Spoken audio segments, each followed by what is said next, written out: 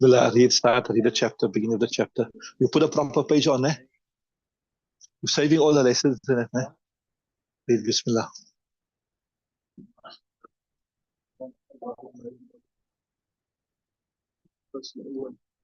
Translated for me, Babu ma yuqalu inna man hadarahu al-mawtu.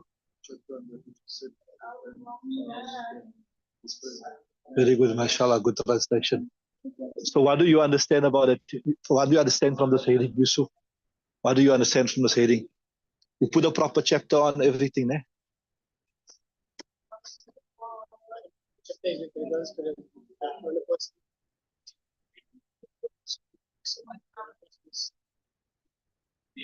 If a person who death has come to him, right, and what do you say? What you say by the person, right?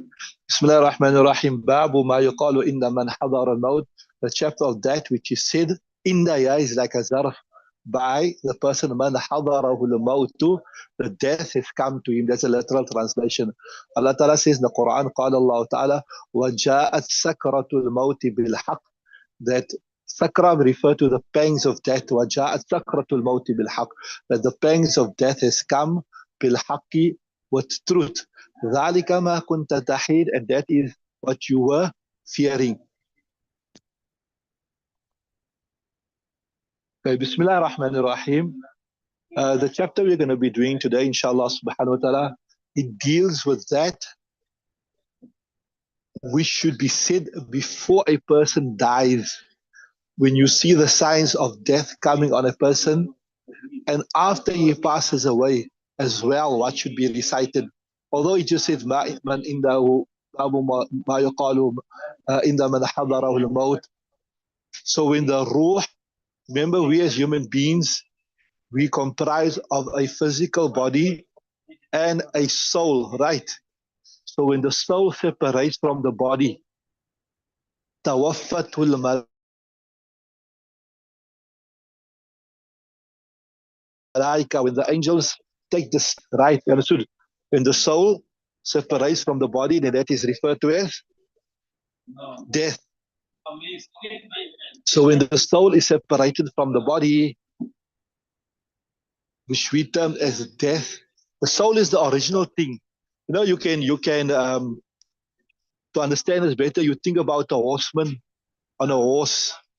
You know, the horse is only a conveyance. You use that conveyance to get to a destination.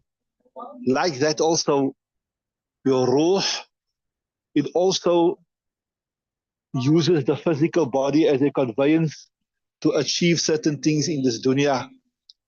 You want a nice discussion on this, you must look at Sirat Mustafa, Mala Idris Khan Delwi, the incident where the Jews came to ask Rasulullah sallallahu alaihi wasallam about the ruh, وَيَسْأَلُونَكَ عَنِ الرُّوحِ قُلِ الرُّوحُ مِنْ أَمْرِ رَبِّي. They ask you with regards to the ruh, say the ruh is a matter from my Rabb, you can't fully understand it. But Mala explains it there very nice. He say, like, you know, like how you got a clothes, it covers your body, your whole body. That is the ruh.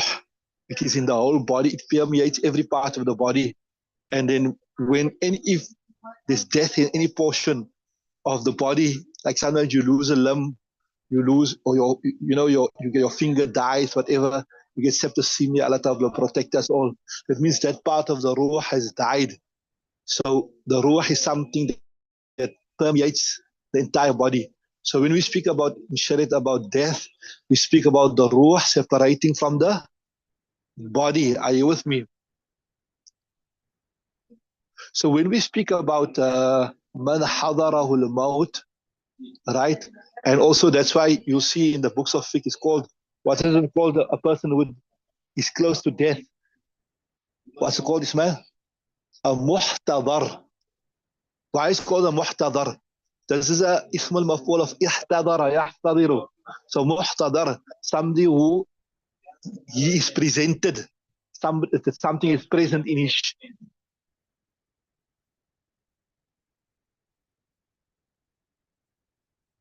Right, to that person who the death is close by him. So In Shariat, when we speak about a person, a muhtadar, it means that person who the signs of death are present upon him, right? Normally in Sharia they say your feet becomes, which you can say, lame. وَالْتَفَّتِ السَّاقُ بِالسَّاقِ وَالْتَفَّتِ السَّاقُ بِالسَّاقِ إِلَى رَبِّكَ يَوْمَئِذٍ الْمَسَاقِ. That's also Allah Ta'ala speak about it in the Quran. وَالْتَفَّتِ السَّاقُ بِالسَّاقِ إِلَى رَبِّكَ يَوْمَئِذٍ الْمَسَاقِ. Right? The feet become lame. The temples, they collapse. Right? So that person where you see now that this person is going, what you should recite by him. Recite the kalima of Tawheed by him. Recite Surah Yasin by him, etc. May Allah Ta'ala take us all with Iman. Okay, read the first hadith, Imam Yusuf. بسم الله الرحمن الرحيم. وعنه رضي الله عنه قال دخل رسول الله صلى الله عليه وسلم. Don't you have وعن أبي سعيد وأبي هريرة? Huh? وعن أبي سعيد. وعن أبي سعيد. وعن أبي سعيد قال رسول الله صلى الله عليه وسلم هو موتاكم لا إله إلا الله. Can you translate the hadith first, inshallah?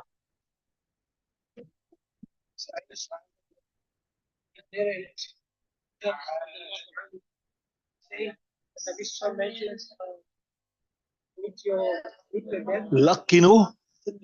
لقنا يلقن means what? Loud? Yeah, what does talqeen mean? Many of the online people know, they can tell us what? To encourage, to recite. To encourage. So laqinu mawtakum la ilaha illallah. Encourage. Mawtakum is what? Jama of mayyit. Encourage your dead with the kalima la ilaha illallah. So how do you make a dead person recite something? Ismail, can you make a dead person recite something? Which was a prophet who used to resurrect the dead, Nabi Isa. So what does it mean, Luqman? Inspire to recite, inspire your dead to recite the kalima la ilaha illallah. What does it mean? Yeah. So you people done in Balagha, there's something called bi'atibari ma yakun. Bi'atibari ma yakun. You address somebody by a title that will still come towards him. Like, for example, you're going to be a Maulana, for example, inshallah. So I say, okay, but you people are already Maulanas, mashallah. So this is not i'tibari yakun. You people are already Maulanas. You've done a lot of hadith.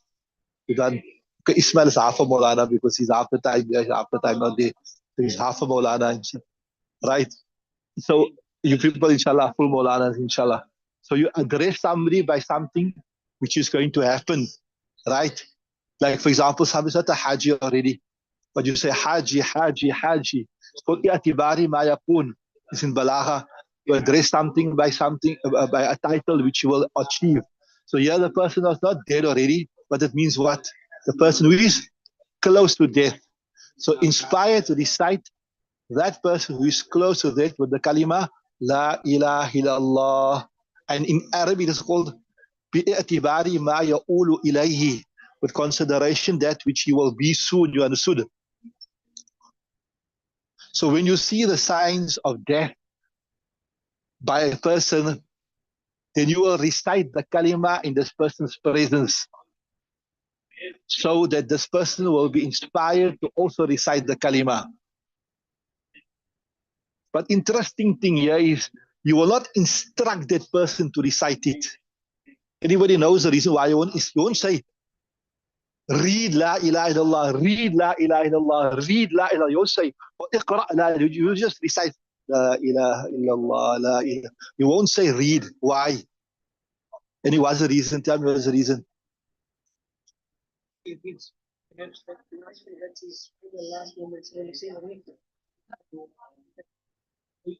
Lie loud.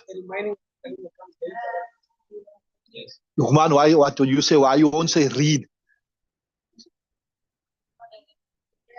Yeah, so that is a very, Allah Ta'ala protect us, Allah make it easy for us. Although you won't become a kafir, because look here, you are if you got iman in your heart, and if you due to some difficulty at the end of your life, you maybe you're not by your full senses, whatever, then you won't say that the person make inkar of the kalima. You won't say he's a kafir. But what I'm saying is sometimes what happens is that it's a very, very difficult time. Remember, Nabi also mentioned the hadith, Allah Ta'ala protests, wa inna lil mawti la sakaratun, wa inna lil mawti la sakarat, like sakaratin. Ism. That verily for death there are severe pangs. For death there are severe pangs. So you're not fully by your senses. So it is very possible that you can make an inappropriate statement at that point in time. It's very possible that you can make a inappropriate statement at that time. So don't say. So if that person says, you tell him read, read, read, and he doesn't read, he said no, no, I don't want to read. You're going to feel very, very hard. So that we told our loved one to recite the kalima, etc. But this person never recite the kalima. Right, right. You can't force him in case that's something else that is crucial. Yeah, correct. The answer is correct, mashallah. So you will silently inspire that person that recite the kalima. So you will just recite it, right? La ilaha illallah. There's an interesting incident, I think it was Imam Ahmad bin Hanbal radiallahu ta'ala anhu, rahmatullah alayhi, that he was in maradul maut, like this, what you say, manahab, that they were telling him, read, read, read, read the kalima. He was saying, no, no, no, no, no, no, no, no. So afterwards, then he gained conscious again. So after that, somebody asked him that we were telling you to recite the kalima. You were saying no, no, no. You heard the story before. So he said, no, I wasn't saying no to you. Shaitan was here. And Shaitan was telling me that, now you're successful. You've made it. You've died with Iman. So I was saying, no, no, no, not yet, not yet, not yet. No, no, not yet.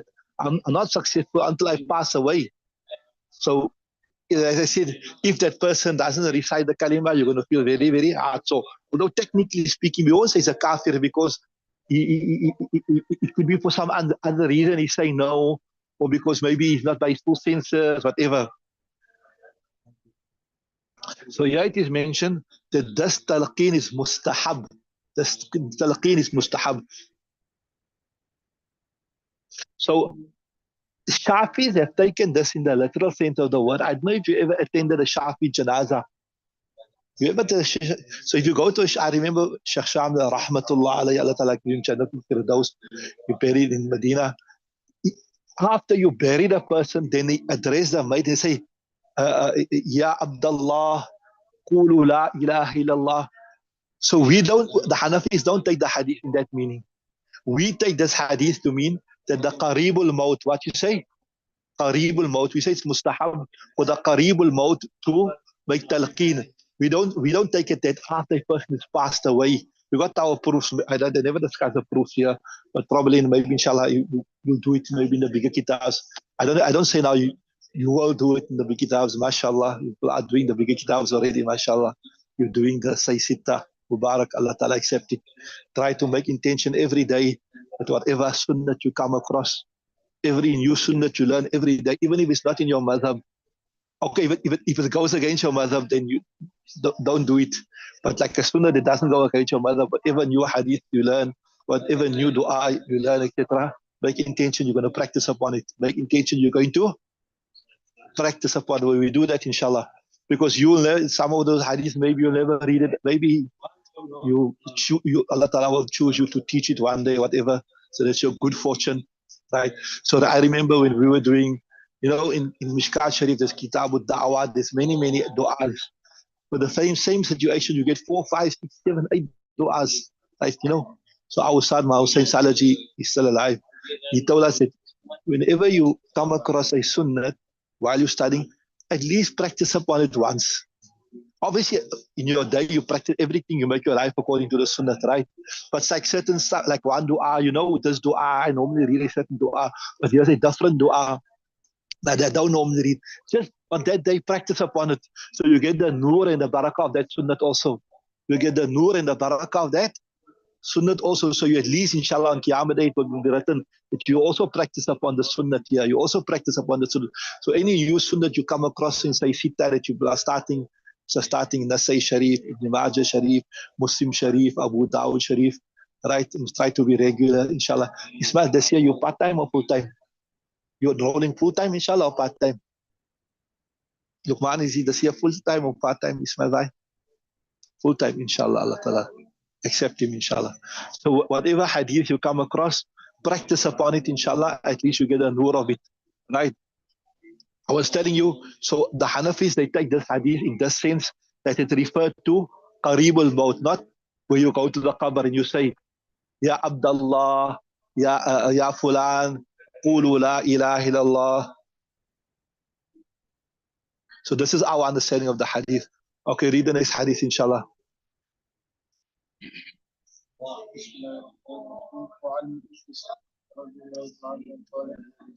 قال رسول الله صلى الله عليه وسلم إذا حضرتم المريض فليعتد خيرا إن الملائكة يحملون على ما تكونون. سبحان الله. بسم الله الرحمن الرحيم. وعن أم سلمة قالت قال رسول إذا حضرتم المريض أو الميت, when you come present to a sick person or a deceased person, فقولوا خيرا, then you say good, right? فإن الملائكة يؤمنون على ما تقولون, because verily the angels they say Amin upon what you say. رواه مسلم, Imam Muslim narrates this particular hadith. What do you understand from this hadith? Who can tell me? Who can tell me what you understand from this hadith? Ismail, Sheikh Yusuf, Sheikh Luqman, what you say, Sheikh Ismail, what do you understand from this hadith? Any of the online people know this, then you can tell me. What do you understand from this hadith?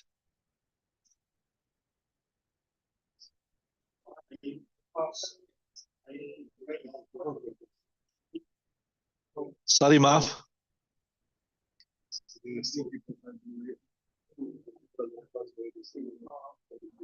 Yeah.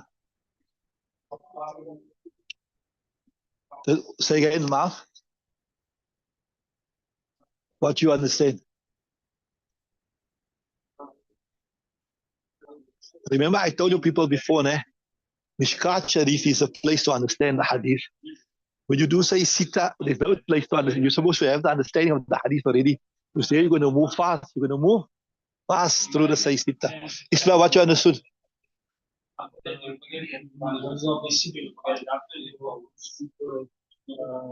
Come closer, come closer.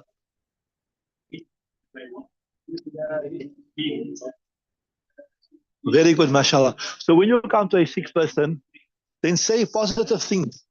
No matter how sick that person is, say encouraging things. And if somebody passed away even, if somebody passed away even,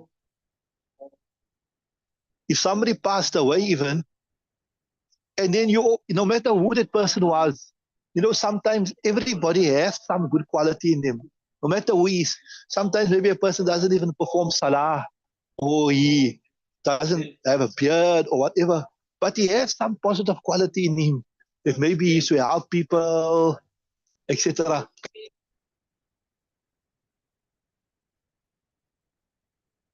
So say something positive that this mate here, mashallah, he was very kind, he was very helpful. Whenever he saw anybody in distress, he would assist them, etc., etc. So say positive things. There's a hadith, interesting hadith, that somebody was very ill. So Nabi sallallahu alaihi wasallam to visit him. So Nabi sallallahu alaihi wasallam said, La ba'sa tahurun, inshallah. Don't worry, you will be cured. So this person said, no, what do you mean cured? This illness here is a very severe fever. It kills people. It takes people away. It kills people. So Nabi sallallahu alaihi wasallam said, okay, if that is what you want to be, then you don't want to take positivity out of this, then let it be like that. You understand what I'm saying? So whether you're going to a person who is ill or whether you're visiting a maid house, right? Then always say positive things. If a person is, I told you, there's no person who is bereft of any good. Every single person, he will have something positive in him. Maybe he was helpful, maybe he was kind, maybe he was cheerful, maybe he was smiley, whatever. So you say good things, right? There's a hadith that goes like this, something like this here. Let me see if I can get here. اذكروا محاسن موتاكم. اذكروا محاسن جمع Hassan. اذكروا محاسن موتاكم, that always make mention of the goodness of the deceased, right? Always make mention of the good things of the deceased, even though no matter how evil or bad that person was, mention of positive things, mention of good things about that person.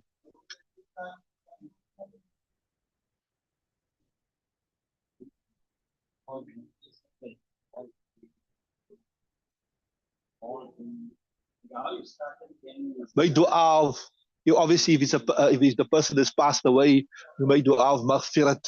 If a person is still ill, then you make dua of shifa, etc. Because normally whatever dua you're going to make, inshallah, the angels are going to say Ameen to that dua, right? Okay, time is almost up. Let's just do another one, hadith.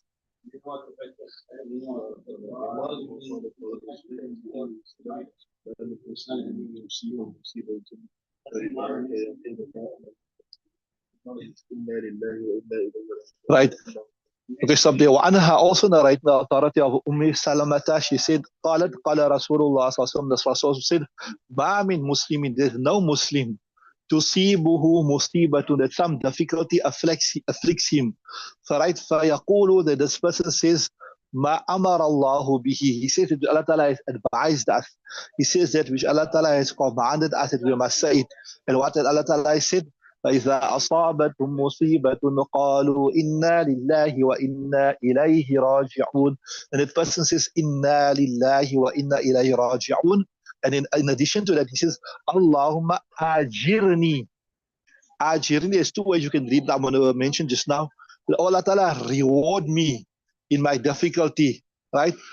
Wa akhlif li, and substitute for me better than it. In other words, this difficulty I'm experiencing, what this loss I'm experiencing, give me something better than this, right? Wa akhlif li khayra min, better than it. Illa أخلفه الله خيرا منها, that Allah Ta'ala will give him better than that which he lost, or give her better than that which he lost. Right?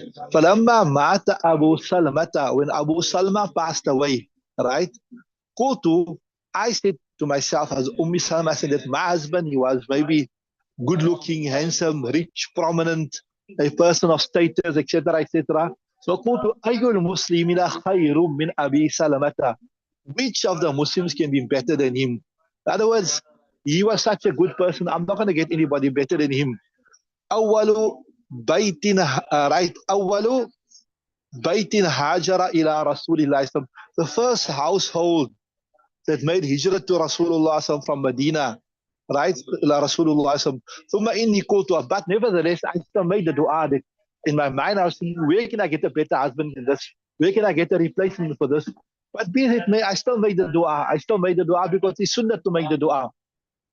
So I still made dua. So, aside from inni qultuha, I said this dua, right?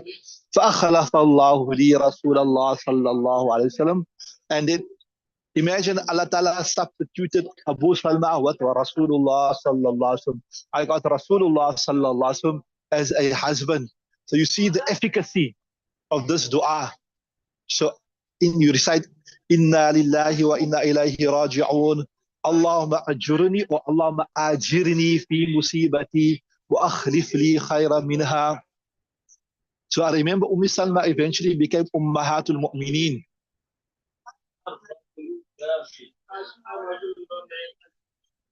It's mentioned with regard to her that her status was close to the status of Hazrat Aisha Siddiqa. That Nabi was as fond of her almost as he was as fond of Hazrat Aisha Siddiqa.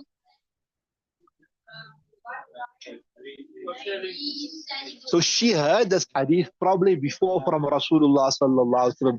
And now when her husband passed away, the time came to recite the hadith, she thought to herself, where can I get better than this?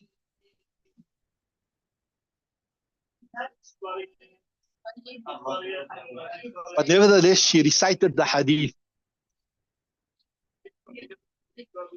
And then Allah Ta'ala blessed her with Sayyidul Awwaleen wal Akhirin as her husband. I tell you, وَأَخْلِفْ لِي, here's some لغوي تحقيق. أخلف يخلف, أفعل يفعل style. Right, I told you,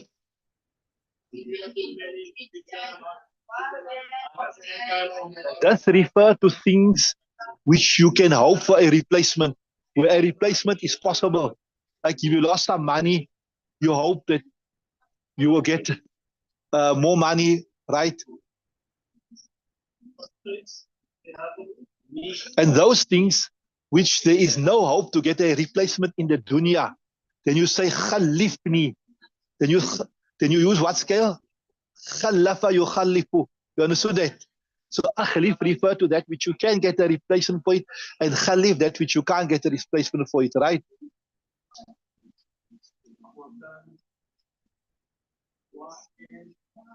So when you recite inna lillahi wa inna ilayhi raji'un, what you are saying effectively is that look, this is a loss from from Allah subhanahu wa ta'ala, but at the end of the day, we all belong to Allah. We, our children, our possessions, everything, and everything will go back to Him.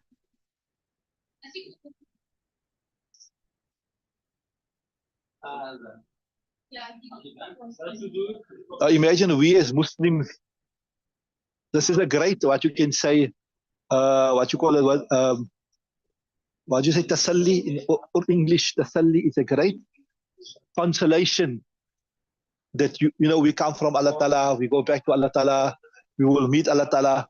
For those people who don't believe in Akhirah, who don't believe in Allah Subhanahu wa Ta'ala, etc., etc.,